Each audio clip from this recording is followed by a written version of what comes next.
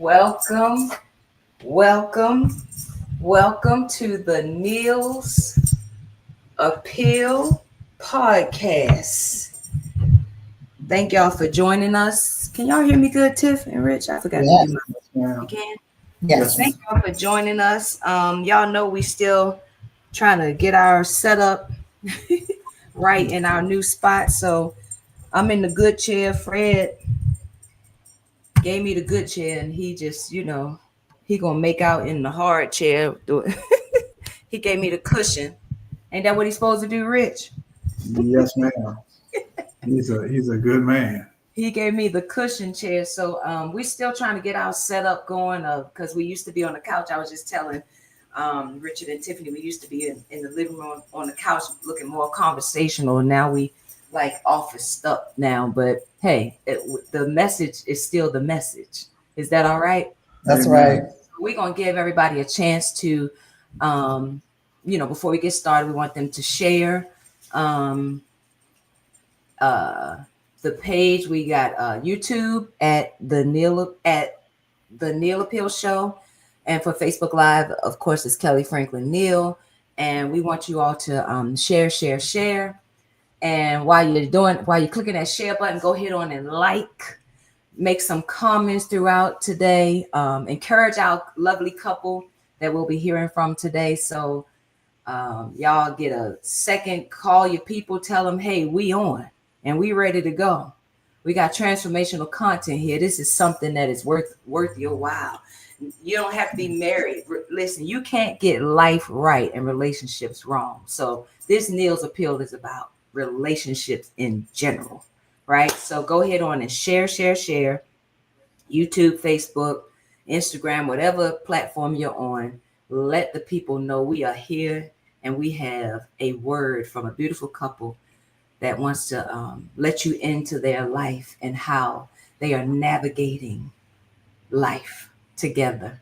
How was y'all's day? We're going to give them a chance to share. How was y'all's day today? Good. How It was was your great. day? It was great. I had a good day. Good. Worked a little bit. Went and took me and my son to doctor's appointment. We got our flu shot and our COVID shot together, and so it's been a good day. Okay. Yeah. Okay. And Tiff? It was good. Today was a learning day. So I was on a coaching call for a good chunk of the day with my coach, learning some things and getting some strategy. And so, yeah, it was a good day. Y'all hear that? The coach got a coach. Yes, indeed. Is that all right? I got a coach for a lot of things. I need a lot of help. And Fred, your day? Long. Of course, you got most everybody knows that I probably travel throughout the week or whatever. But today, my company, they decided they want to cut some budgets, so I wasn't able to spend the night like I normally would. But obviously, if I didn't spend the night, then I wouldn't have made it tonight. 2-hour podcast with this lovely couple. So it was a long day, but it was a good day. Good. All right. Well, let's get right. We got some content tonight. We need to get right on in, dive right on in. Y'all excuse Ginger for the first 3 minutes of the show. She's shaking and scratching and trying to get us to pay her some attention. What y'all did with y'all dogs? Y'all put y'all dogs up? They're out there They're with Ma Yeah. in their spot. So she'll quiet down in a minute and realize that mommy and daddy, we working. She doing that little digging thing right now. She just acting like a real child, just trying to get some attention right now. But we want to welcome you all. Welcome to the Neal's Appeal. Marriage, relationships, and other stuff. That's what we discuss here on this podcast, where we're cultivating kingdom relationships, not our way, but the King's way. And we know everybody's saying nowadays, no kings these days, right? But this is the King that we all worship, love, and adore. And we just want to be here to remind you that he still reigns, he still restores, and he still rules with love. So the King that I'm talking about, y'all know the King I'm talking about. Yeah. We gladly honor and welcome this King to govern our lives, and that is King Jesus. That's right. Couldn't go a day without him. I know that's right. So listen, Richard and Tiffany, this is our couple that we're meeting with tonight. Richard and Tiffany Santana's love story is proof that when God is the author, age is just a number. Is that all right? That's all right. Richard is 15 years older than Tiffany, but that didn't stop their love from growing into something bigger than either of them could ever imagine. Mm-hmm. Together, they've built a blended family, welcomed a child of their own, and created a home designed for 4 generations to live together on purpose. They in one household on purpose. And I love that. So we want to hear from them. They've got a story to tell. And I just want to just sit back and let it rip. Right. So I told y'all we start with our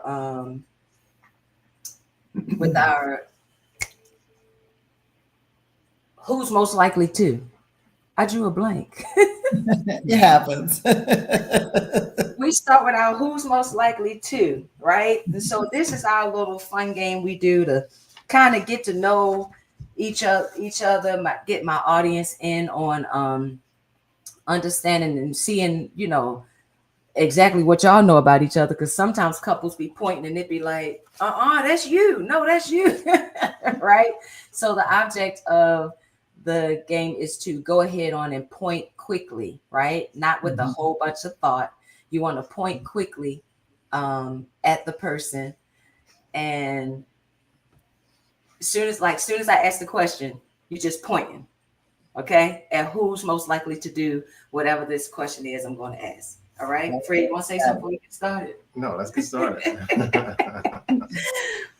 Okay. Who's most likely to say, I'm fine, when they're definitely not fine? That is, he said, yes, it's me. Who's most likely to fall asleep during the movie they picked? Tiff, that's me. Depends on what time it is. Usually me. If it's in the movie theater with the big recliner seats, it's me. Oh, yeah, definitely. It's her. Snoring and everything. See, Rich, what you do? Do you tap her? Do you wake her up? What you just let her sleep? I'll let her nod out. And you watch the movie by yourself. Tell her all the good parts she missed. Okay, who's most likely to plan date night and then be late for it? Oh. Yeah, both. Me. Yeah. Let's see this. Who said I love you first? I think I did. You think you did, Tiff? I think so. I'm pretty sure I did. Who's most likely? Who's you?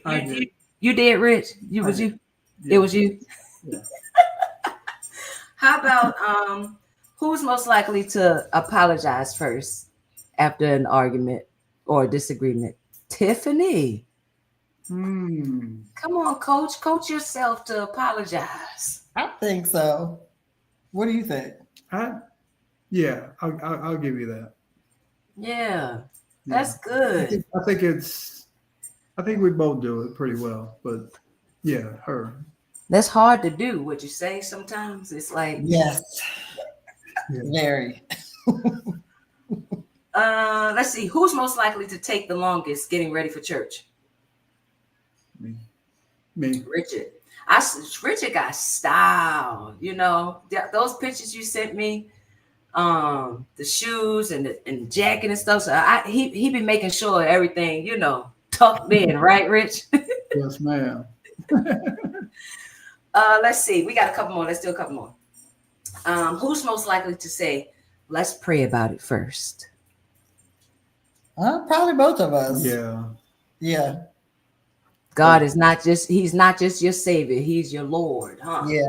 Yeah. I know that's right. I know that's right. Who's most likely to cry during worship? Mm, Me, yeah. Me too. definitely. Me too. Yeah. Me too. Yeah, me too. The men, they gonna hold strong, even if I believe that. And it's okay. Let's see. Let me give you two more. Uh, who's most likely to encourage the other when they're down? Oh wow, probably both of us. Yeah, we're both encouragers. Mhm. Rich got some. He got some coach in him too. Oh yeah. Oh yeah. Yeah. Who's most likely to burst into random singing or worship around the house? Definitely. I make up song lyrics, Right. all of it. Yeah. All right, let me give you one more time. One more. Let's see.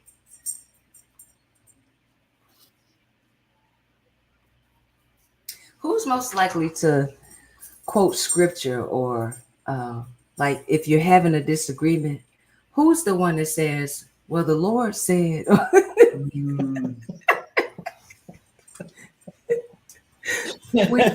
our old preacher, when we left, his wife, and when he would get up and tell the story that when they had a disagreement, our former preacher, I would say, not our old preacher, when we were in Orlando, he would say that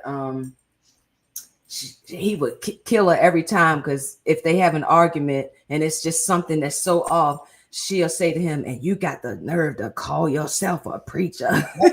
Uh-oh. He told us the story. So he was all right with sharing with us. Yeah, I'll be doing some dumb stuff sometimes. What my wife got to say, and you call yourself a preacher. mm. See? But anyway, we like doing that little who's who. We find out that couples be like, wait, is it me? Is it you? So that's just a little something to lighten up the mood, get us going, get my guests knowing that y'all have fun too. And those pictures you sent me, y'all be going, boys, the men concerts, y'all.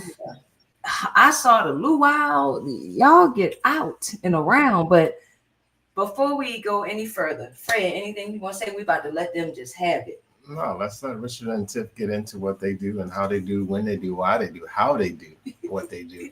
It's a very interesting concept that these guys got going on. Obviously, they have to have the Lord Jesus in their household, because they got a lot going on, but they make it happen. They make it happen. So it's a beautiful thing. So come on, whichever one of y'all want to start. Tell us how long you've been married, where you met, how you met. Just go ahead on and give us the story.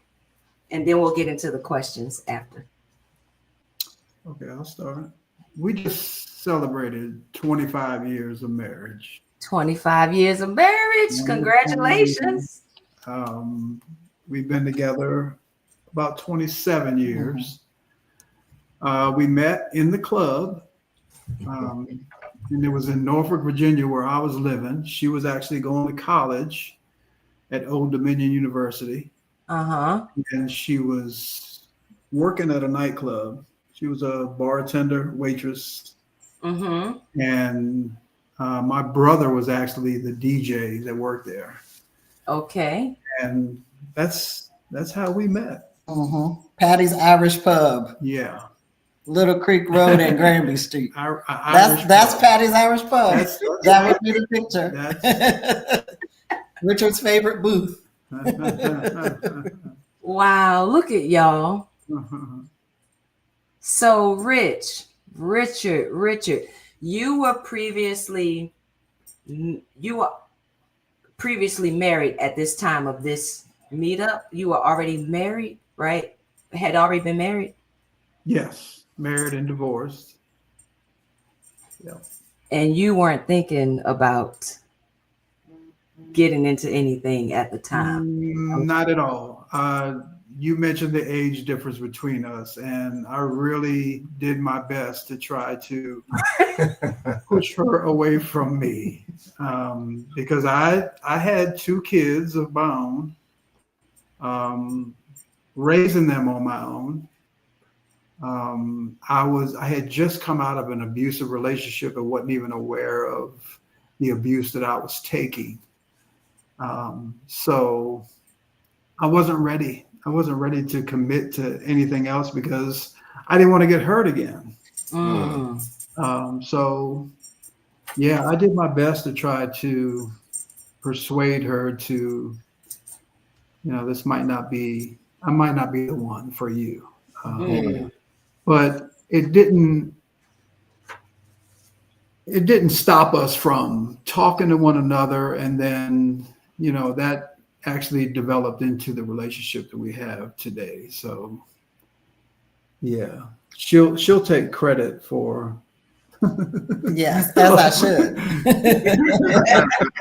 because that's what happened. Right. And I have to say too, as an additional bit of information, so the relationship that he got out of, not long before, maybe, I don't know, a year before we met, was not his marriage. He was married for 4 years and then had another long-term relationship with someone else. And both of them had kids. They were raising their kids together. So, it was a long and committed, difficult relationship that he was in by the time we met. Wow. And so Tiff, there was no hesitation at first with apparently not. Tiffany, you told me you've always dated older men, but the age difference, the race, the blended family dynamic, there was no hesitation at first on your part or even your family? When I first met Richard, when I first met him, I didn't know he was that much older than me. He just has always been, even now, very young at heart and very full of life. Myself pretty well. Yeah. You saw the photo. It was 15 years different then too. So I didn't know, but I never had a problem dating older. So that wasn't a deterrent, and race wasn't a deterrent because I had always dated all kinds of people. I grew up in a really diverse area and had friends from backgrounds that are all over the world. And so that was common for me. I didn't have any hesitation about any of that. Right. So let me go to, you mentioned friends. So let's stay in that little group. And so I'm going to just run like just a couple of these questions by you, and you can feel free to answer how you feel, either one of you. So I want to know, how did your families and close friends respond to your relationship early on? Was it harder for people to process the racial difference, the age gap, or the fact that this was a second marriage for Richard? And then I want to know how you two stayed grounded in your decision rather than everyone else's opinion. So what was it pushback from family and friends? Was it, I'll start. For me, for my family, specifically for my mom, it was the age difference and the fact that he had been married and had kids. I think she looked at it like he had a lot of life experience before getting to know him. And because I was living away from home by then, I was living 3 hours away from home. I was living my own life, beginning my own adult life.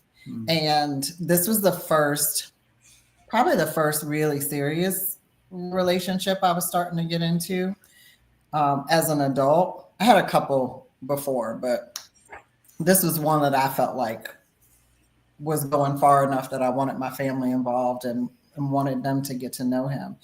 And so those were her initial reservations. He wasn't a Christian then. So that was her biggest reservation, is that he didn't have a relationship with Jesus. Then he was older and had kids. And so she never deterred me from anything. I've always been pretty strong-willed and pretty short about what I wanted, but it was just those things that moms, and my mom is a wise counsel mom. So she coaches too. She's not an official coach, but the way that she has always done life has been to lay questions before me and let me make my conclusions. And so she would ask me questions like, Are you sure you want to be in a relationship with someone who hasn't had kids? He's 15 years older. Is he going to want to have children? I know you want to have children.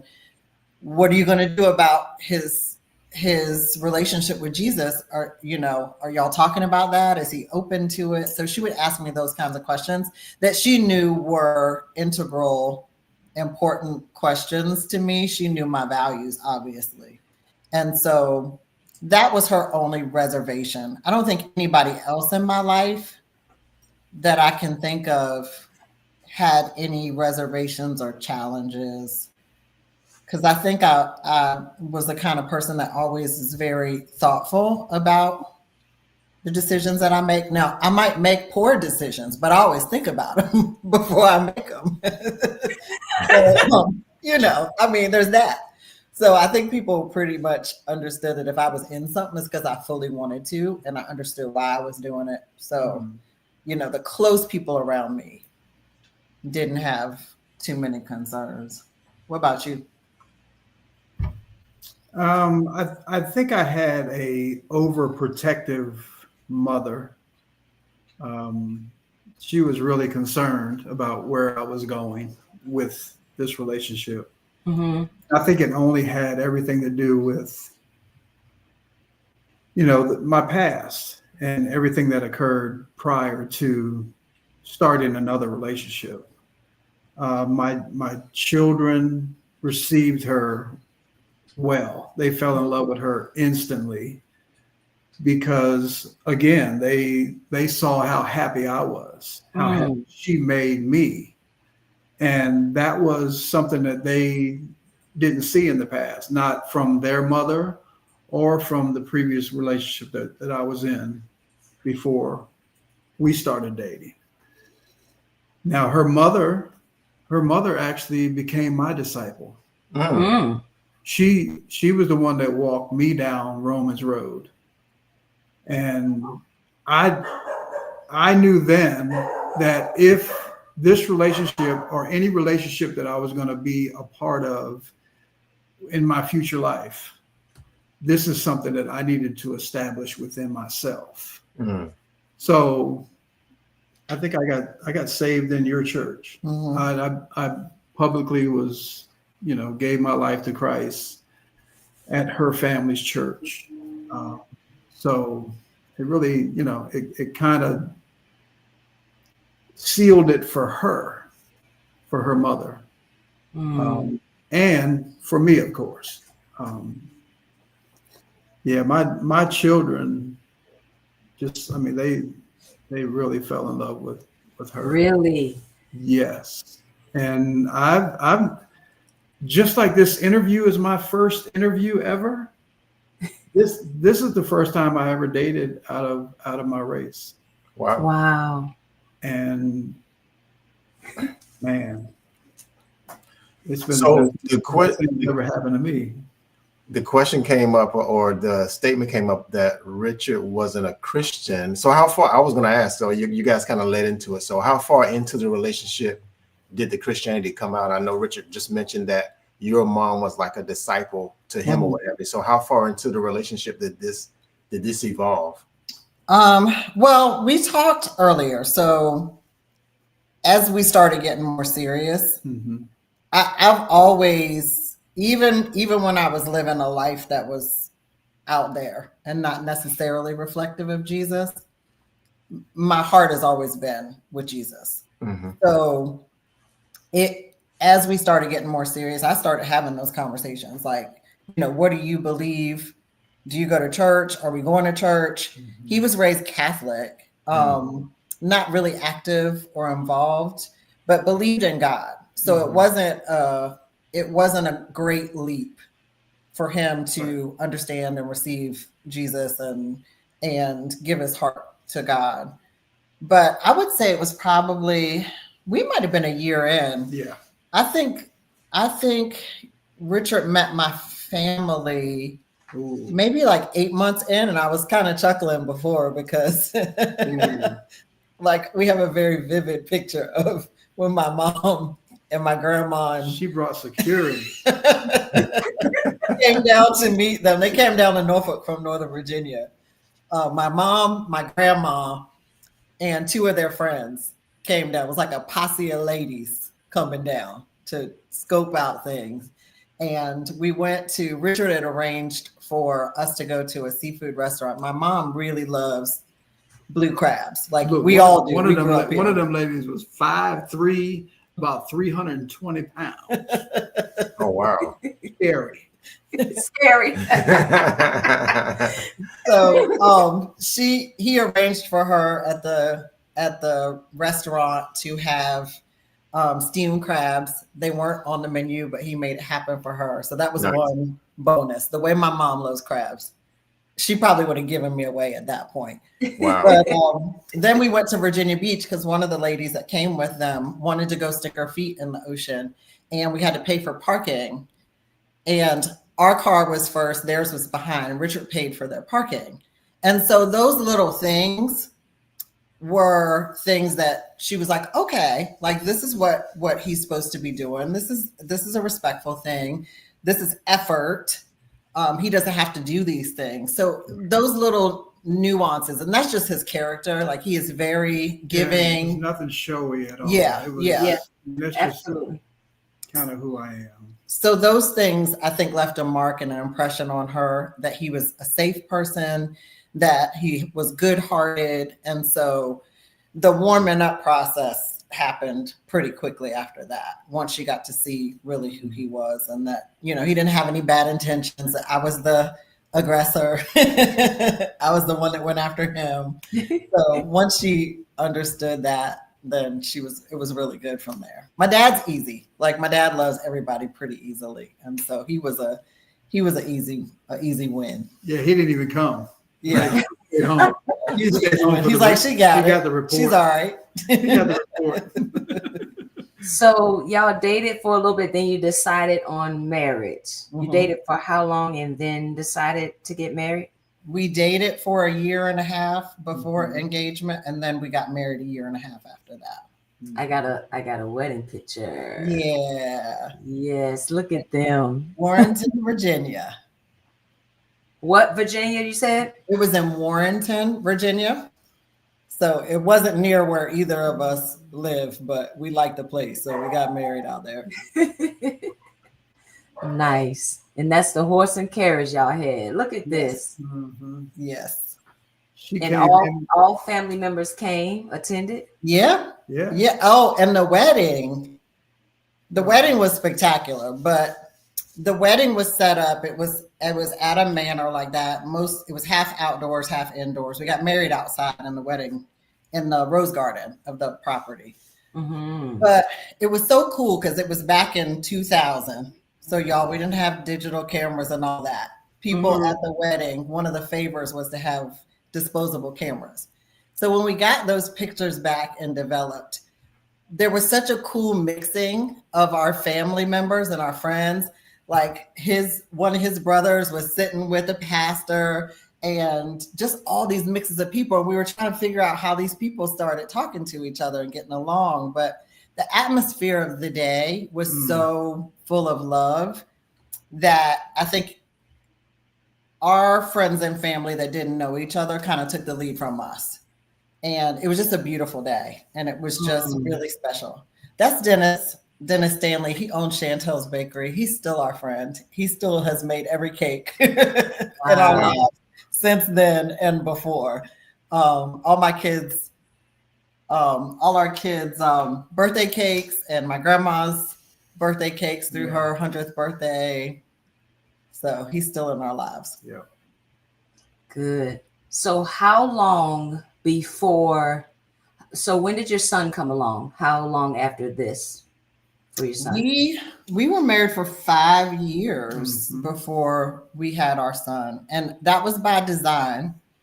We wanted to spend some time just as a married couple, just enjoying each other, traveling, getting to know each other. That's baby Noah and his older brother Travis. And so we spent some good time really establishing our relationship. So wait, baby Noah, that's your child together. Yes. His older brother Travis Yes. is how old at this time? He was probably 24. 20, 23, yeah. Probably about Yeah. 24 of them. Right, nice. And so this is another picture here. Mm-hmm. They embracing. This is the blend. Well, we get ready to talk about blending families. This is the whole. I told the joke, like, Richard, I just wanted to ask, like, how on this blended family question, we understand blended families can be beautiful and challenging, and I just want to know, how did you prepare your kids for Tiffany's role in their life, Richard? Because that's not their mom, right? And I was telling y'all when we met previously for the pre-talk, I remember about Color Purple, when Mr. brought Celie home, and he said, "Hey, boys, come outside. This here your new mammy." And he picked up that rock and hit her in the head and bust her head. Said, "She ain't my mammy," right? And so you have that a lot with these blended families. But let's talk about how you all managed to work that out, Richard, where you were able to prepare them for that. And if you want, I'll group these so you can answer however you want. Tiffany, you on the flip side, how was it for you, adjusting, being so close in age to the kids, right? So y'all talk about that for us. Well, it was so easy. I mean, it didn't even have to take any. My children were calling her mom before we were even married. Wow. I mean, they totally accepted her because, like I said previously, that they saw what she did for me, and they never saw that before. They've never seen their father happy. They've never seen their father excited. They've never seen their father be so like joyous all the time and excited about going out together. And so it was really so simple. So that there was really no preparation. I mean, I told them that, hey, I'm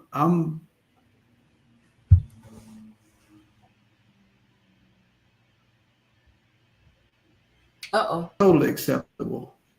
I'm sorry, y'all. I messed up. You said I told them. What was that, Richard? I'm sorry. I told them that, I was getting ready to ask her to marry me. Mm-hmm. And they were just totally acceptable. No pushback whatsoever. This is your mom, correct? That's my mom. You told your mom, and that there was no pushback, totally ready to go with this. This is exciting to me because, in a time where all this, Right. you sell out, you this, you that, all those things, right? I want to touch on those stereotypes too. But before we go there, Tiff, you tell us to your side of the story, with having to be mom, right? For these kids. For first, you were mom for your son. Well, no, you were mom for all of them at the same time. So them first. Them first. Them first. Them The bonus kids first. Yeah. That's right. So tell us how what helped you build a healthy relationship with the children while still protecting your own peace, meaning keeping your heart and mind grounded through all those adjustments of mom, stepmom, wife, your emotional balance, your spiritual balance, your self-care. Tell us that. I was really realistic with the two of them. The two of them were really close. They're like 15 months apart. But both of them had different experiences with me, which is normal. You have different relationships with different people. I was very intentional about letting them take the lead in the kind of relationship that we would have. I didn't Okay. come in like, I didn't even use the term stepmom. Right. I told them, you decide how you want, what you want to call me. If you want to call me Tiffany, cool. Which Travis did. Yeah, he did. He called me Tiffany. Mm-hmm. Krista called me mom. She started calling me mom pretty quickly. First of all, she thought it was funny because we're 5 years apart, and she thought it was, got a kick out of doing that in public. People would get really confused. It was her first really honest opportunity to call somebody mom too, because her mom left her when she was like 6, 7 years old. Wow. So she didn't have that. It was absent from her, and like I said, it was just a total detachment. Wow.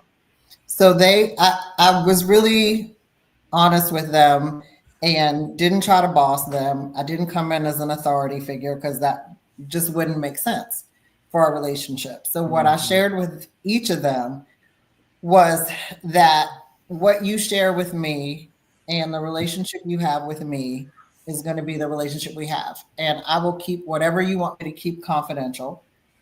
I won't tell your dad or anybody unless you're going to be in some kind of danger or harm or being deceptive. And they tested me on that. They tested. But I think being realistic about where we all were, they were teenagers, and not trying to force myself into their lives and allowing them to take the lead, I think established a really strong foundation for our relationship. And it helped our love to grow. You know, I was always ready to accept everything that came with him. So that meant really being kind of on their terms. Wow. Wow. That's awesome. So you said you were 5 years older than the daughter. The daughter is the oldest, correct? He's the oldest, yeah. 5 years older than her, 6 years older than than Travis. Yeah. Wow. So Richard, you said the kids, saying they just enjoyed and saw the happiness in you, and in that relationship where it was abusive, and you said you thought everything was okay. So at what point in that relationship did you know that this was just too much and I need to get out of this situation or what have you? So at what point in that relationship did you not think that it was okay? There was a lot of static that developed between me and my kids, because the woman that I was with, she was always accusing me. I mean, we couldn't be riding together and me go into a 7-Eleven and the woman behind the counter talk to me, and when I go back out to the car with the kids in the car, she'll say, what were you saying to her? That kind of stuff. So it was, wow. It was just that kind of, and then I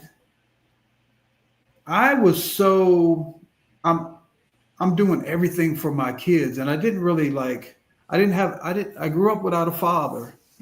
So my kids were the most valuable thing to me. I even valued her children to where, I didn't let a lot of that was going on between us bother me, because I had a job to do with taking care of those kids, And then finally it just got to where, my own kids were telling me, you need to find somebody better. These were the conversations that they were having with me. Right. So finally, I just said, you know what? I'm going to start valuing myself now. Okay. And then I just said, that's it. We wasn't married. So it wasn't like I had to do anything legally. So yeah. Yeah. Wow. I just wanted to find the picture and show the daughter. I love y'all's relationship, Tiff. Let's see. Is this it right here? Yep. That is you two together. Where were y'all at on this picture? We were at my nephew's wedding. Yeah. Nephew's wedding, and y'all still have that close relationship. She looks like she's happy to have her mom around. I love that. And then I have a picture of Noah in his older age as well. This is you all together. I love that. Family is important to me. And we take family for granted sometimes. But family is so important. We don't realize how important that is. But let me ask you this. How about this picture right here? Is this my president? It is. What is my president doing? Is that your house? Yes. That was our house in 2012. It wasn't where we're living now. What? How is President Obama in your house, Tiffany and Richard? Okay, I'll tell you the full story. My mom had been working for the campaign, both campaigns, 2008, 2012. Was she a chief back then, or she wasn't working for the elections office. She was actually working directly for the campaign. Okay. She kept saying, I'm gonna meet my president. I'm gonna have a sit down with my president. The Lord is gonna arrange for me to meet my president. She kept saying it over and over, like she was getting on our nerves with it. And she always thought in her mind that all the volunteers would get invited to the White House or he would have some special thing. But in 2012, during his second run, it was right before one of the first government shutdowns. They were calling it the fiscal cliff. And if the government didn't get it together, then we were going to go off the fiscal cliff. So whitehouse.gov had a campaign where they were asking people what would happen if your taxes got raised by $2,000. They were calling it My 2K. And they were asking families to write in and tell what would happen. Well, since we always lived as a blended family with adult households, 2 adult households at that time, grandma wasn't living with us yet then. But I wrote in to share that everything that would happen would hit us twice because we had 4 adult incomes in the house. And I wrote in, and I was an English teacher at the time. I wrote in kind of on a whim during my planning period, but I knew to jazz it up. At the time, Richard was working for Toyota in the auto industry. My dad was a government worker, a postal worker. I was a school teacher, and my mom was an at-home business owner, small business owner doing a child daycare. So I'm like, we're the poster children for middle class. So I wrote in, and this was a Thursday. Sunday, I got an email from whitehouse.gov. They wanted to come do a feature for the website. That was cool. By Tuesday, I got a call saying that a senior White House official wanted to come and sit with us. They didn't tell us who. Wednesday, the Secret Service was there, sweeping our house, camping out, setting everything up. It was on Wednesday while I was at work and my mom and dad were at home that the Secret Service said, we are so sorry we're making such a commotion, but this is what happens when the president comes to your house. That's when she found out. And so after they picked her up off the floor and she's in tears, crying, he was there the next day. So all this whirlwind happened in 1 week. And it was just an amazing experience. He sat with us for a while and talked to us. The press corps came in. It was about 40 photographers. They left, and then he just sat with us and spent time with us in a very relaxed, casual environment. And at that picture, I asked him if I could pray for him because I've been an intercessor forever, and I pray for people. That's what I do. And if you got the leader of the free world sitting with you and you are a believer and you pray, then you pray. And so he was ecstatic to pray. He was like, let's do it. So his photographer captured that picture for us. So now we're part of history. That picture made history too. Yeah. Say it again, Richard. I'm sorry. That photo made history too because it's part of his 44 most iconic photos. Wow. Yeah. Now, who's going to bother that? Tiffany prayed. It's men at that table. She's an innocent. And that was going to be my question. I noticed that we're praying. It looks like it's like almost like the Last Supper or something like that. But anyways, I was going to ask, so who did the praying? And you just obviously answered that. Yeah, question. I did. I asked him, I said, because. Well, he asked us first, was there anything that he could do for us? Oh, yeah. Here was the leader of the free world asking us. Right. And we just told him we wanted to pray for him. And wow. Yeah, that was awesome. That was an example, as I look back, how the Bible talks about your gift will make room for you and put you before great men.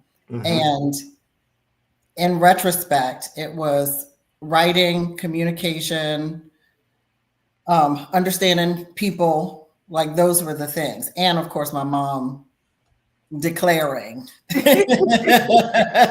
God was like, oh, that's all you want? Okay, I'll just bring them to you. So what did you put in that letter to get Obama to come to the Secret Service coming around? They checking.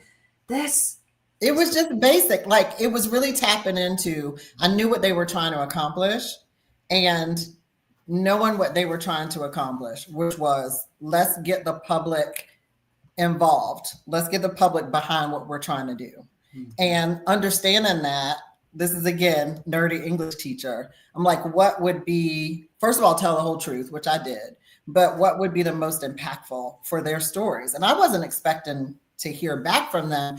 I just wanted to give them the real of what would actually happen in the most tangible way that they could use it. And so talking about how each of us was very middle class and we have these jobs and we're really trying to do the best we can to make it. And then to get slapped with, $4,000 extra in taxes every year would kind of obliterate us at the time. So, yeah. So explain this picture for us too.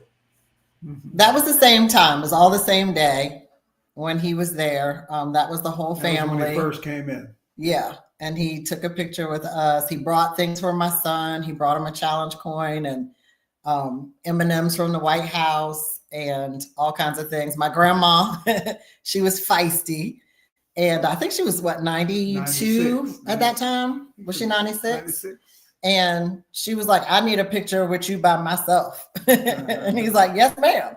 So just real down to earth, just a really cool experience. All his people were fantastic. And he was just real. There was no pretension. He was just like a cousin. He was that casual. He's just a really great person. Oh, you're muted. Okay. I'm sorry. Tell us from left to right who these people are in this picture. So on the left, it's our grandmother. That's Ruth Johnson. Next to her is her Tiffany's mom, Velma. Next to her is her father, Jimmy. Of course, the president. And then Noah, me, and Tiffany. Absolutely. Your mom and your dad and your grandma, y'all look young. Wow. Tiffany, your mom. Look at your mom. Wow.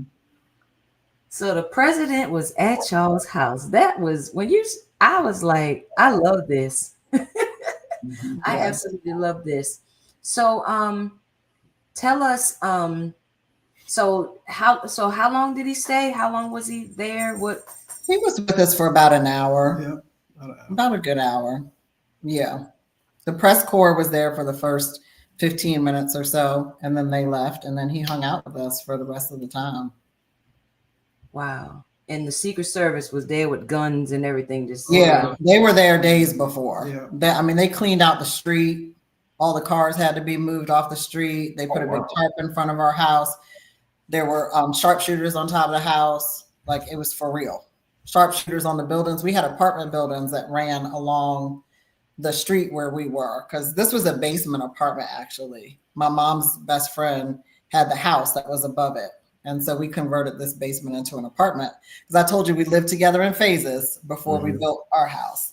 And so this was one of the stops. And so they made a command post in the house upstairs. And it was incredible. Like, we had to get wanded and searched on the way back into our house they put us out right before he came. They did a sweep of the house again. Then they had to make sure that we were, that we didn't have any weapons coming into the house or anything. It was. So about how many men were in your? Maybe like 40. Yeah. Oh wow. Maybe 40. Yeah. Along with all the other, there were like 40 Secret Service, and then all the other aides, and his people, his photographers were there. So it was a lot of people. He was so strategic too, the way he prepped us for everything that was, because his press came with him, and he prepared us for the press coming in. Because if you've never been part of a press conference and you hear those cameras go off, that he said just they're going to come in, don't even look at them, they're going to take their pictures, and then they're going to go right back out. And that's exactly what they did. They came in, it's like the wind. You could just feel a rush in the room, and then it was awesome. Wow. All right, so that's awesome. That is awesome. Yeah, very interesting story. Yeah, that's cool. Yeah. Tiff, you wrote it. Whatever you put in that letter, honey. Maybe you need to write a letter for more people around here. I don't know if the letter will work as well these days. Different audience. Yeah, definitely. So let's get to some stereotype questions, and then I want to jump to this multi-generational family all under one roof. Is that okay? Yeah. So I just got to ask you this, Richard. I saw you dancing at the function we were just at recently at Thrive in Atlanta with our mentor, our friend, our coach, and you've got rhythm, right? And I just want to ask, does it ever bother you when people are surprised by things like that? And also, I got some pictures too. My system is making me load them up one by one, and so I'm being production and interview today. So forgive me for the confusion and stuff, but you your style, your stilo, like it is like if you have any kind of swag or something, it's normally from us, from our end of it. So it's like, do those stereotypes kind of like, how do you handle that stuff like that, and little subtle, how do you both handle the subtle stereotypes that can show up in interracial relationships, like people assuming things about you just because of what they see, right? And just give us some insight on that. Oh, he was dancing, he got rhythm. How does that make you feel? Well, I mean, that's just me. That's how I've always been. I grew up. I'm a Motown kid. I grew up in the rec centers. I used to carry my record player and albums and go to all the dances, and I mean that's just always been me. So I've never felt any stereotype at all, even throughout my childhood. And now we've had some stereotyping with our relationship a little bit, and I think it had a lot to do with the atmosphere we was in too, because like I said, we met in the club. Mm-hmm. So when brothers would see her dating me, I heard the chatter calling her a sellout and so there was a few instances where I had to defend her honor, so, but for the most part, none at all for me. You all explain this picture for us. Where were y'all at here? We were at Boys to Men on, was that the Valentine's Day one? I think that was Valentine's Day. No, that was here. Okay. Valentine's Day this year. That's right. 2025. That's right. We love concerts, and we love 90s R&B. That's our sweet spot. So we do quite a few Brian McKnight concerts. We got a running tally of, I think we've seen him in 13 cities. 13 different cities that we've actually traveled. That's one of Fred's favorite, Brian Yeah, McKnight. Brian McKnight is my favorite. Oh, there's no artist like him nowadays at all. No. I think we just lost one in D'Angelo. Yeah. Yeah. See, look at Richard. He knows. That's another Virginia boy. Yeah. So Oh yeah, he is. He Yeah. is from Virginia. That is right. Yeah. So, that's Rich, hometown. you've hometown exactly. You said you've had to defend Tiffany's honor before when you're at concerts like this, Boys to Men, and Well, not really here. not so much here. Yeah. Never here. Actually, this was back home in Norfolk, where it's not as diverse as it is where we're at now. We're in Northern Virginia now, just outside of DC.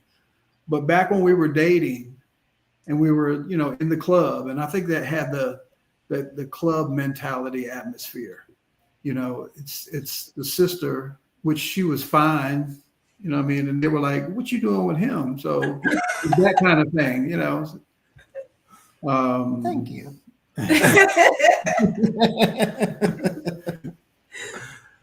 So that's good. What, Tiff?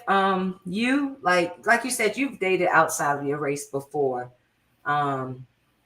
You've heard the people say sell out or to you. What about you? People saying that to you about you marrying Richard? I don't think I've had too many things said to me directly. People say stuff on social media and stuff that don't matter, but I think there are some people who probably have a tough time understanding that you can be very pro-Black and very proud of who you are and date interracially. Some people think that's oxymoronic, but I don't think they cancel each other out. Two things can be mutually true at the same time. You can really love who you are and really love your people and really love your culture and really love someone who's not a part of it. That's never been an issue with me because I've always been really secure in who I am. And like I said, secure in the decisions that I make, even if they're bad ones, we're going all in. So yeah, I can't remember any time where I had anybody come at me in a way that it affected me at all. I mean, I can't even remember really any solid examples, but I mean, people could have been talking. I don't know. Right. I know I've had to learn some things about stereotyping as well, because growing up where I grew up, it was kind of normal just because I'm white. I grew up in like poverty level. So we got kind of treated just like Black people get treated, regardless of what color you were. So it didn't really dawn on me that how Black people felt about being watched when they went into a store and those types of things, because it just didn't register with me. So I had to learn those things. And we talk really openly about race. Yeah. We always have, especially before we had a son together. Yes. Because I think it's important in the country that we live in. You can't be oblivious to the country that we live in. Right. So we had a lot of in-depth conversations about what we thought about race and how we would raise our kid and how we would allow him to identify. I think he sees himself as Black, but we gave him, he's him. So you decide how you want to identify. He's very fully aware that he's biracial, very proud of that. But because he's grown up mostly around his Black family, I think he mostly identifies as Black. But I wanted that to be his choice. Richard wanted that to be his choice, but with all the information. You can call yourself whatever you want to, just know when you step outside the doors, people will see you how you look. Yes. And treat you that way. Yes. And so he's always grown up with a realistic view of what's going on out there, but a very strong security in who he is too. And that was because we've just always been open. In this house, we talk a lot about politics. We talk a lot about race. We are very open about the things that we're feeling and experiencing. And I think that's important in any relationship, but especially in interracial relationships. I think you have to have the freedom to speak frankly about what you're going through. Right. And this is how, how wonderful God is, because I think if he didn't get us out of the area that we were in, it would have been different. I'll just say different. I don't want to say that it probably wouldn't have worked out, because I think we're both intelligent enough to know to still have those type of conversations with our child. But growing up here, the social aspect, the diversity, there's so many different cultures that he shared classrooms with. It to me, it's like if you're submerged in diversity in different cultures, you learn more than like maybe reading it from a book or being in an area where you didn't really like see it. So that's been truly a blessing for us, him being able to be schooled here in this Fairfax County area. Because she taught in the school system back in Norfolk. It wasn't the best, I'll say that. I mean, I loved it, but I had a lot of lament for my kids because I felt like they were being underserved. As much as I tried to give them everything I had in me, there's just a disparity in lower income areas, and it's unfortunate, it's unfair. It's something that's also a passion of mine is education still, even though I'm not in the field anymore, but I thought she was crazy when she told me she wanted to change her major in college. It was like she was doing journalism. She was going to be a journalist. She changed it and to English, and it was right about the same time Columbine was going on, and shootings were going on in the school. And I'm like, you sure you want to get yourself in that? And then she sat me down and shared that passion that she was just talking about. And I was like, wow, these children need you. You just go ahead and do what you want to do here. Let God lead you in that area, because you're going to be beneficial, not just for yourself, but for those children. For the kids in general. And what you guys did and shared, I mean, it starts at home, basically, and that's what's wrong with kids nowadays or what have you. So I think kids, if you can put them in a box together, it doesn't matter whether they're black, white, pink, or purple, they get along with each other fine. But until they get infiltrated with stuff from outside of the home or what have you. And so by you guys,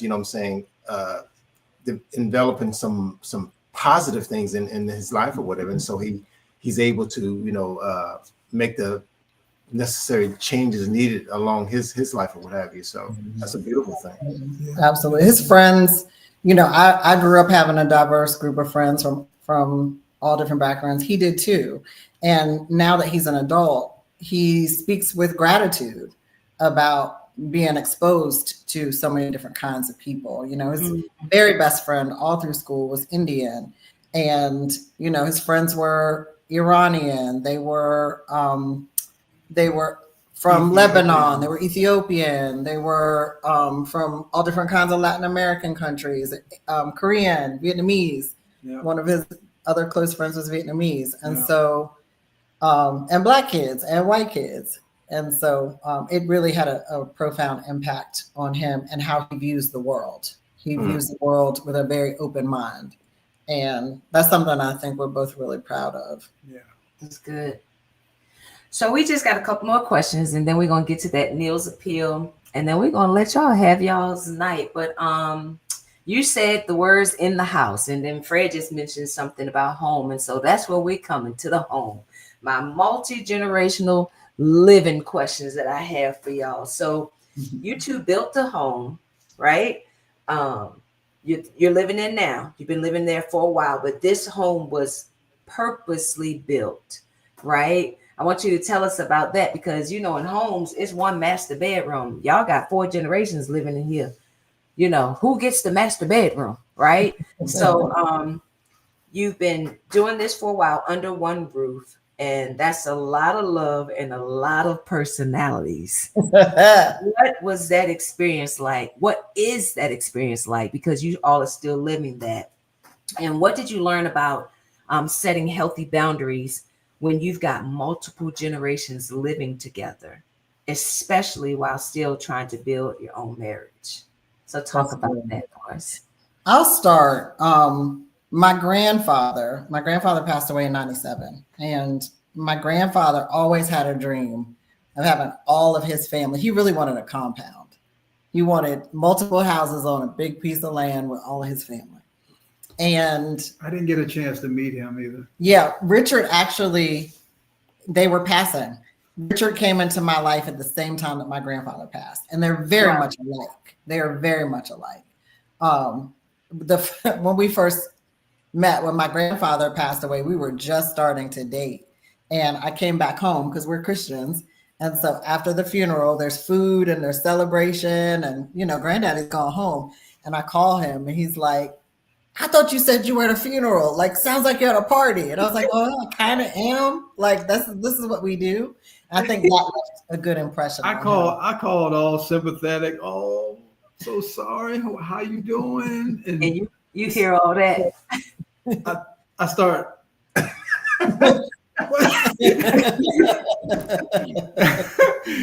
So, but my grandfather always wanted us to always live all together, all his family together. And when he passed, I was still in Norfolk. My parents were still up here. My grandma was living on her own, and she lived independently through her 90s.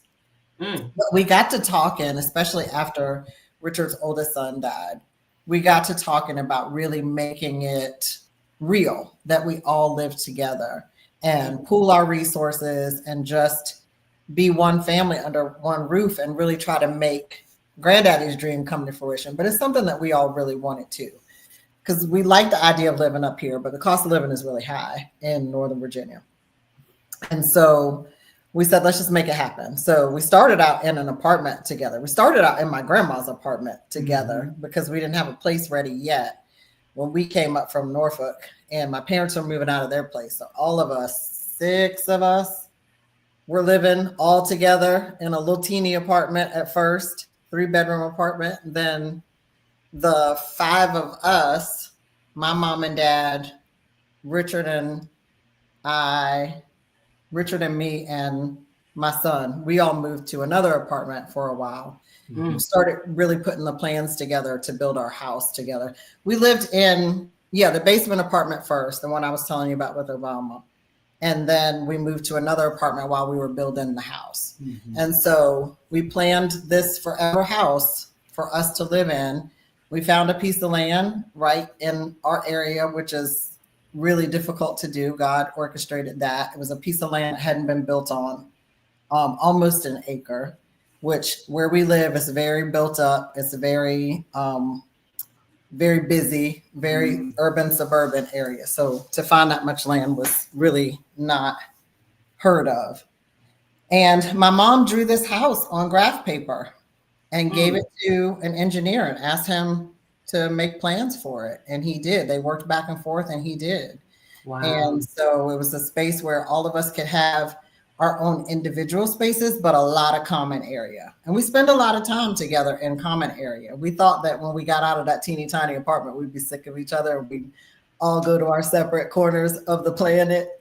But we spend a lot of time in the common areas. In our living room, our kitchen, and our dining room is all kind of one big area. And that's our hub. So it's been really great. Boundaries. As far as boundaries are concerned, we've always had to work that out. Because, grandparents like to spoil their grandkids, which is difficult when parents are around and everybody lives under one house. So we really talk a lot. We've always talked a lot about whose role is what's acceptable to us as parents, what we're trying to do. Our parents are always on board. They don't push back. Right. They're supportive. You know, everybody's respectful. Yes, they have a couple of moments where they're just going to be grandparents and, you know, kick rocks to us. But and we got to be careful to let them be able yes. to do that as well. Yeah. Right. But we always talk, you have to. We talk about money, we pool our money, and we decide how we're doing bills and how that goes. So we have to talk a lot about finances. We vacation together. We do business together. We all have a real estate investment company that we do together. That was in Myrtle Beach. We go to Myrtle Beach every year. So there's a lot of discussion. There's a lot of, like you said, managing personalities. We still, to this day, have to work through how we communicate with each other. Sometimes we have to have mediators and translators. Wow. Everybody communicates different. But we have family meetings, all of that. But there's a lot of love. And I think that's what makes it manageable and enjoyable even, because we all, you know, want to make it happen. We all love each other. Very true what the Bible says about love. Love will conquer. Yes. Right. Yeah. Yep. Tell us about this picture here. That right. was well, this one here too. Okay. That was 2 years ago. Richard's birthday is October 9th. My grandmother's was October 15th. So that year we celebrated the two of them together and got them a cake. My grandma, I was really close to my grandma. Richard was super close to my grandma. And so this was just a moment where they got to have a birthday cake together. I think both of their names were on that cake. And the picture before you were about to say that was y'all that were was in Myrtle Beach. We went to like a Polynesian experience, and the people culturally had such a reverence for seniors. So they all wanted to take pictures with my grandma, and they treated her like a queen. It was like when they found out how old she was, I think she was 101 here, maybe. And so they put her in a place of honor. They wanted to take pictures with her. It was just such a beautiful, and of course she's spunky. So it's like, cute man with shirt off. Yeah, come take a picture with me. I don't know. So it was a good time. It was a really good, fun time for family. So here's a more, this, when you told me that you all live together under one roof, right? I immediately was like, whoa, how does this work in times of husband and wife, like for me, let me just be real for a moment. Be real. I've always had a personal boundary when it comes to intimacy. If my parents were anywhere nearby, it just felt disrespectful. It felt like I was doing something I wasn't supposed to be doing. I just couldn't, just the thought of it. So with all of y'all having 4 generations under one roof, how did you keep that same sense of honor for the family while still making space for intimacy and connection as husband and wife? Y'all, look, I'm not the only one. I had to help him with some mindset shifts as it related to that, because I knew, like, once we were married, it was on and popping. Like, all bets are off. We doing the thing. It's allowed now. I'm like, don't be touching me like that. Your mother's right. So look, at one point, I'm like, she wanted grandbabies. She knows where they come from. Like, what we doing? But our rooms are on different sections of the house. okay. There's a lot of privacy here. Lots of privacy. It initially, in the very beginning, it took a lot psychologically, I think, for him. I was good, like, whatever. This is what we do. But but then, just being strategic about the build of the house, I think that was important. But we have been intentional about dating throughout our marriage and being romantic. He's super romantic. and just keeping the flame alive as best we can. And so it's definitely a challenge. You know, it's not like if it were just the two of us and we could walk around naked or whatever. Right. Those kinds of things we can't do all over the house. But you know, there are minor adjustments that have to make. We did early in our marriage for sure. But you know, you have to make minor adjustments. But I don't think it's been problematic. Like I don't think we've had any hindrances. Not at all. With that. That listen, when you first said it out, I'm sorry that was the first thought that came to me. But I just was like, how do you do that? How do you do that? So yeah, that was all right, Tiff. So I got a coaching question for you. I don't know if I said this in our opening, but Tiffany is a certified coach. She knows what she's doing. So she's one of my coaches actually too. And we both share a coach too as well, Richard too. But I just want to know, Tiff, first of all, how do you, Richard, can you be coached by your wife?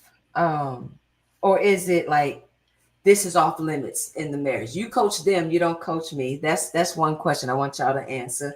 Because a lot of men, they struggle when their wife has a gift that challenges them to grow. So I just want to know, how do you both balance her professional calling with your personal dynamic? And Tiffany, are you able to, like, when are you coach Tiffany and when are you just wife Tiffany? How do you know when to do that and be that? And so that's the coaching question. Then I got a coaching question from my audience. If y'all can answer that for us. I'll start. I'll be real quick. 100% she can coach me, because I think I tell her all the time, she is the smartest person that I know. So whenever I need advice about anything, regardless of what it is, what level of questioning I have, I always refer to her, and I am 100% coachable. I'm not that guy that you're the man, you're supposed to. No, I'm open, because I know that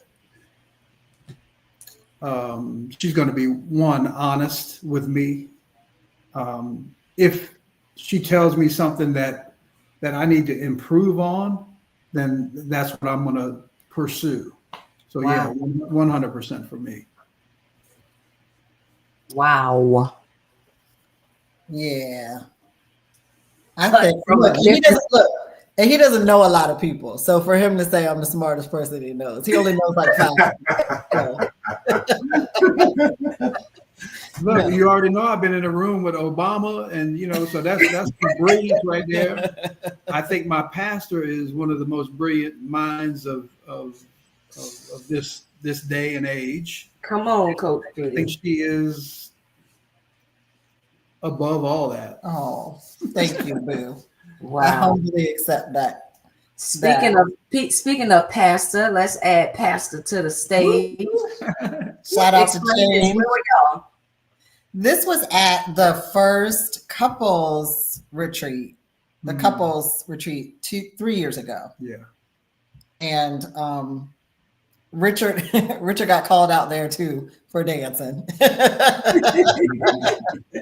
Pastor on that day asked him if his knees were okay, because he had been dancing all night the night before. So that's a recurring pattern with our pastor. But yeah, they've been a fantastic influence in our lives over the past year. Both of them are both coach and pastor to us, and just phenomenal humans and exemplary models, and just down to earth, good people. So yeah, we love our pastors for sure. Darius Daniels and Shamika. I love Coach Darius and Coach Shamika. Pastor Daniels, Pastor Shamika. We love them. And so this was a result. This was the couples. Y'all had prom night at the couples thing you were just talking about. That was what we were talking about when he was cutting the rug. At one point, he was the only person on the dance floor, so he had the spotlight. He loves to dance. So if his song comes on, it's absolutely. I saw him. I witnessed it for myself. All right, y'all, we're gonna get wrapping up. I need some encouragement and wisdom for my listeners. So I'm gonna just group a couple of these, Tiff and Richard, if y'all could just pick whatever you want to discuss about us, and then I want to end with that final coach question, and we'll end with that Neal appeal. So if y'all would just give us like just a couple more minutes here. So many people hesitate to date outside of their race because of fear of rejection or cultural misunderstanding. What would you say to someone who's hesitant like that? What are some healthy ways to deal with outside opinions, whether it's subtle prejudices or just people not understanding your dynamic? And I want you to definitely answer on this somehow you can in within answering all this. Sometimes love comes in a package we're not expecting. How did you each learn to recognize God's hand in your relationship, even when it didn't fit traditional expectations? That's good. Pick any one of that. Just touch on that. That's whatever you answer from there is going to help somebody that's maybe on the borderline. Yeah, I like him, but one of the first things we have begun to be marriage boot camp facilitators at our church, and it has really caused us to examine our own relationship quite a bit, and we've learned a lot. But one of the things, number one, always make sure that you're if you're dating or you are interested, be really clear on who you are, what your purpose is, and what you want in life, so that when that person comes along, you know if they align with that. No matter what that person looks like, you'll have a better place to discern whether that person is the right person for you, and will you two together, your purposes will align. I'll also say, you like what you like. So if it's a matter of like you're just not fully attracted to the person at all, like don't force yourself, if there's no attraction, no chemistry. But I would say be open. Yeah. If it's not what you're used to and that's the only hang up, or if it's other people, you can never live for other people. If you try to live for other people, you will ruin your life. I heard a quote the other day. I think it was Lecrae who said, if you live for the approval of people, you'll die by the rejection of people. And I think that's really the thing, that you have to make sure that you're confident in your decision, that you're happy, and that this is the person that God has for you. And be open to the fact that the person that God has for you may not come in the package that you've been looking for. But if it's a God thing, it's the best thing. Come on. It's the best thing. And so come on. I stay open. Don't miss a blessing because it doesn't come in the package you think it should come in.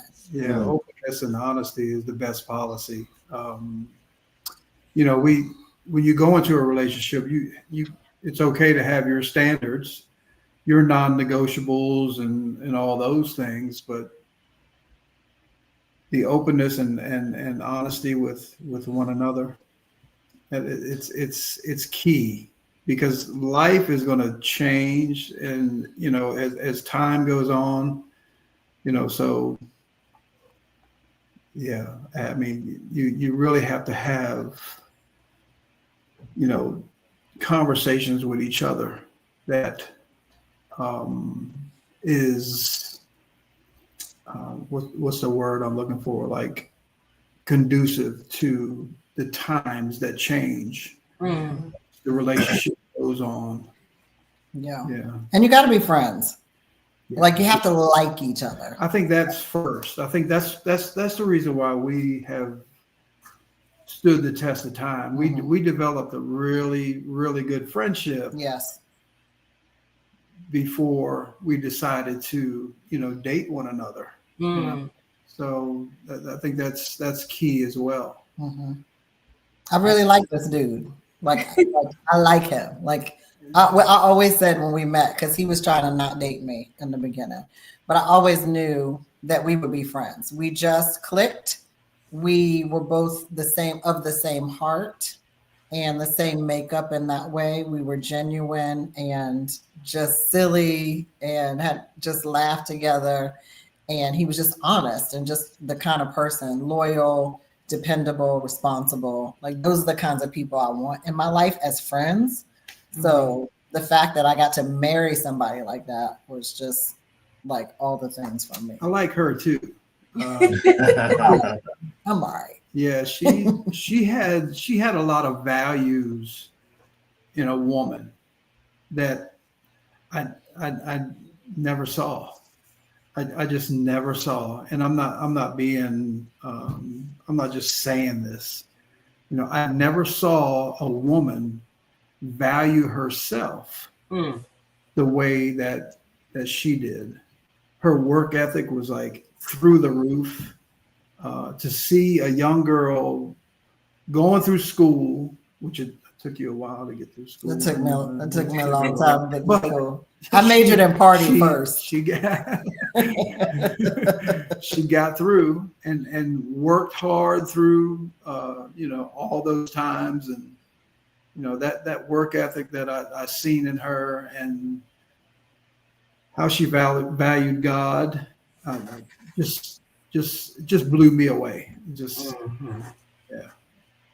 Absolutely. I love it. I love y'all. I want to thank y'all for spending some time with us tonight. Time has been well spent, and I'm going to give my viewers a special treat. We're going to get Coach Tiffany to coach us right quick on this final question. In our cohort, in our community, we get, different lessons. And one of our lessons that we, in our tribe, we've talked about is coaching yourself through relational recovery. And we talk about learning to coach yourself, especially when it comes to asking for help or recognizing where you need growth, right? And so there's a section that really stood out to me in that particular lesson, Coach Tiffany. PD gives us a few questions to ask ourselves when we're healing from relational trauma. So if someone betrays you, or somebody cheats on you, or whatever relational trauma that you deal with. And this isn't just for couples. So y'all listen up. Don't go to logging off. This is relationship. Like I said, you can't get life right and relationship wrong. So this can help anyone that's recovering from a broken relationship, whether romantic, family, or even friendship, right? So one question in particular that he had us to coach ourselves and ask ourselves is, am I asking God to change them without asking God to grow me? And I love the follow-up thought, which was, God, make them better, but make me wiser. We're always trying to get someone to change. No. Am I asking God to change them without asking God to grow me? So, Coach Tiffany, unpack that. And this is free of charge for y'all. So listen up. Unpack that for us. Why is that self-awareness so important for anyone in relational recovery? Self-awareness is really important because none of us is perfect. And so we really have to know the places where we need to grow and where we need to master life, where we need to master ourselves. A lot of times, the deficits that we have show up as patterns in relationships. And if we're not aware of some of those deficits, some of those mistakes we keep making, some of those places where we need to grow, we are destined to continue to have the same relational problems. It's really important to have either a mentor or wise counsel or a coach or someone in your life who'll be really honest with you, because there are places, we all have blind spots. So there are places that we can't see that we need people to speak to and reveal to us, along with prayer, God revealing to us those places. And then it's our responsibility. We can't change other people. There's nothing we can do to change another person.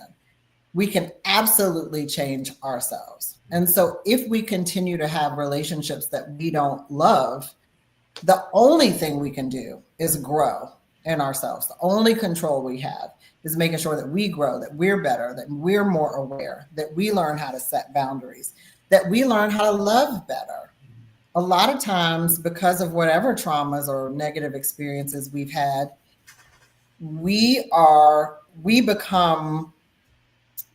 put up walls, we shut people out, we create these defense mechanisms, and a lot of times we're not good at loving others. We're not good at serving in relationships. And if you've grown up in familial patterns where there are dysfunctional relationships and that's all you see, that can become normal to you. Yeah. You can think dysfunction is normal. And so you can continue to walk in life with those patterns and continue to have bad relationships, and you don't really know why, because you're just doing what's normal. So it's really important I believe in therapy, I believe in counseling, and I believe in coaching.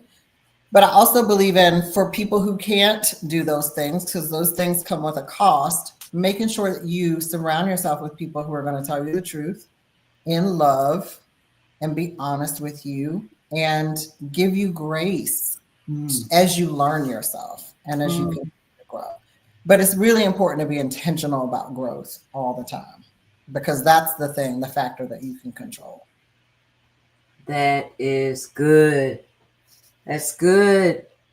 Y'all, this lovely couple, we had a good time with them you see why I would 100% take advice, right? Say it again, Richard. What'd you say? You see now 100% why I would take advice.